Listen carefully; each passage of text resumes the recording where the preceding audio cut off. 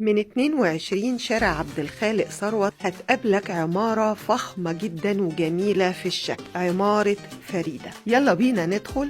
والعمارة اتسمت فريدة نسبة إلى الملكة فريدة زوجة الملك فاروق، بس هي في الحقيقة مش بتاعت الملكة فريدة، هي عمارة كان يمتلكها أسرة يونانية وبنوها سنة 1920، يعني عمر العمارة 103 سنة، وده كان شكلها زمان، ولما اتجددت ده بقى شكلها دلوقتي. تعالوا بقى اما ادخلكم للعمارة الساحرة. فعلا يا جماعة العمارة لما تدخلها كده تحس ان انت داخل عمارة جميلة جدا، والعمارة مبنية على الطراز النيو كلاسيكي ومساحتها 2400 متر مربع، وبتتكون من 5 طوابق، وبتحتل شارع عبد الخالق ثروت وطلعت حرب وعدلي. والعمارة كان اسمها الأول 22 شارع عبد الخالق ثروت، وشارع عبد الخالق ثروت زمان كان اسمه شارع الملكة فريدة، لكن الشركة اللي امتلكت العمارة وقامت بترميمها وهي شركة الإسماعيلية أطلقت على العمارة اسم الملكة فريدة نسبة إلى الملكة فريدة وأعمالها الفنية، لأن هي كانت رسامة في فترة الستينات، وقدرت لوحة من لوحاتها في 2020 ب$15,000. والملكة فريدة اتولدت سنة 1921 وتوفت سنة 1988، وهي زوجة الملك فاروق الأولى، واتولدت في مدينة الإسكندرية، وبتنتمي لعائلة عريقة هي عائلة ذو الفقار. وفي العمارة يوجد شقة فندقية وفي الدور الأخير، وده الروف